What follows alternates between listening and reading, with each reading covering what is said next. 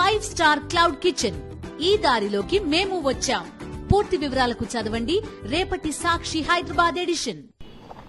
వాళ్ళిద్దరూ కూడా భార్యాభర్తలు చాలా యాక్టివ్ సోషల్ మీడియా కార్యకర్తలు వైఎస్ఆర్ కాంగ్రెస్ పార్టీకి. ఈ ప్రభుత్వం వచ్చిన తర్వాత తెలంగాణ వెళ్ళిపోయి నివసిస్తుంటే వారిని కావాలని పట్టుకొచ్చి వేధించే కార్యక్రమం చేస్తున్నారనేటువంటి ఉద్దేశంతో నిన్న జైల్లో ఉన్నప్పుడు చిలకూరుపేట మాజీ శాసనసభ్యురాలు మాజీ మంత్రి గారు రజనీ గారు వచ్చి పరామర్శించి వెళ్ళారు.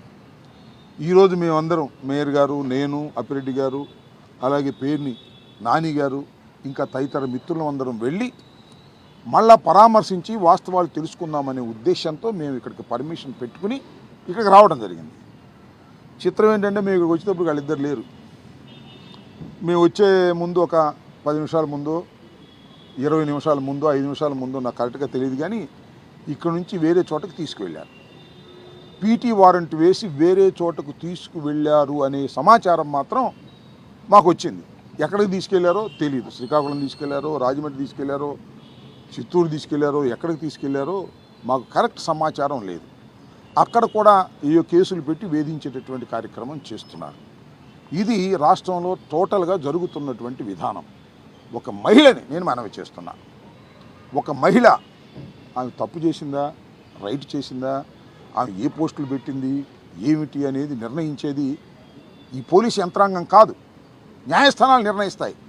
పోలీస్ యంత్రాంగం చేయాల్సింది ఏమిటంటే ఒక అభియోగం వచ్చినప్పుడు ఆ అభియోగాన్ని పరిశీలించి విచారణ చేసి దానిలో సాక్ష్యాధారాలు కరెక్ట్గా ఉన్నాయని వారు భావిస్తే, ఇన్వెస్టిగేషన్లో తేలితే కోర్టులో ప్రొడ్యూస్ చేయాలి. అంతే, దట్స్ ఆల్. వితిన్ 24 అవర్స్లో కోర్టులో ప్రొడ్యూస్ చేయాలి. ఈ చిలకలూరుపేట సుధారాణి దంపతుల విషయంలో 24 అవర్స్లో కాదు, 4 రోజుల పాటు వారి దగ్గర పెట్టుకొని, అది కూడా హెబియస్ కార్పస్ పిటిషన్ని మేము హైకోర్టులో వేసిన తర్వాత గత్యంతరం లేని పరిస్థితుల్లో రాత్రి 12 గంటలకి 1 గంటకి ప్రొడ్యూస్ చేశారు.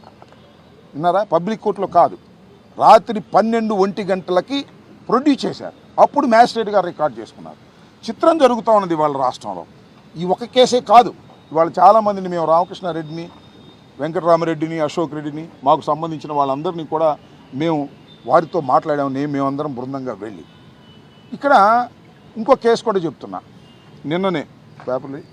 నిన్ననే Varra Ravindra Reddy is also social media activist. ఆయన ఎప్పుడు ప్రొడ్యూస్ చేశారు తెలుసా? రాత్రి 12ంటికి 11ంటికి. ఎందుకు ప్రొడ్యూస్ చేస్తున్నారు వీళ్ళు రాత్రిపూట? ఒకటే, ఇల్లీగల్ కస్టడీ చేశారు కాబట్టి, వారిని కొట్టారు కాబట్టి. ఈ కొట్టిన విషయాన్ని పబ్లిక్ కోర్టులో అంటే పగలు జరిగేటటువంటి కోర్టులోకి వెళ్ళి ఆ కోర్టులో ఉంటే వాడికి ధైర్యం వస్తుంది ముద్దాయికి. అప్పుడు దాకా పోలీస్ కస్టడీలో ఉంటాడు కదా, భయంతో ఉంటాడు. చుట్టూరా పోలీసులు ఎవరు ఉండరు.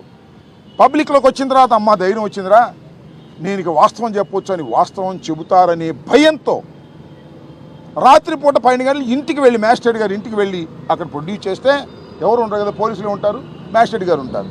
ఎవరు పబ్లిక్ ఉంటారు కదా, పబ్లిక్ కోర్టు కాదు కాబట్టి. అందువల్ల అక్కడ తీసుకెళ్ళి పెడుతున్నారు. ఈ విషయాన్ని తెలుసుకుని మేమేం చేస్తున్నామంటే, ఎప్పుడైతే మ్యాజిస్ట్రేట్ గారు ఇంటికాడ ప్రొడ్యూస్ చేస్తున్నారో మా అడ్వకేట్లు అందరూ వెళ్ళి మ్యాజిస్ట్రేట్ గారి దగ్గర కూర్చుంటున్నారు. రాత్రి జరిగింది అది. వర్రా రవీంద్రారెడ్డి అనే వ్యక్తిని నాకు చాలా చిత్రం అనిపించింది. వర్రా రవీంద్రారెడ్డి అనే వ్యక్తిని ప్రొడ్యూస్ చేసినప్పుడు నేను కూడా న్యాయవాద వృత్తిలో కొన్నాళ్ళు పనిచేశా. నేను ఎక్కడా చూడలా. చూడండి, దీనిలో ముసుగు వేసుకున్నటువంటి 3 వ్యక్తులు ఉన్నారు.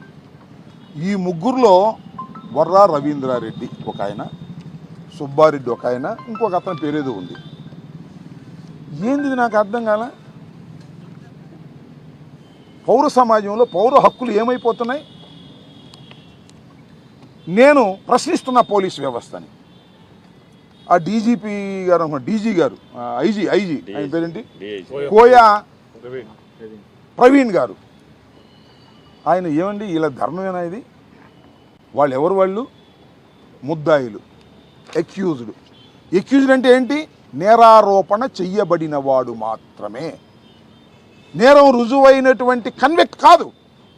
నేరారోపణ చేయబడిన వాడు కోర్టులోకి వెళ్ళి సాక్ష్యాధారాలన్నీ నిరూపణ అయిన తర్వాత కన్వెక్ట్ చేస్తారు, అప్పుడు కన్వెక్షన్.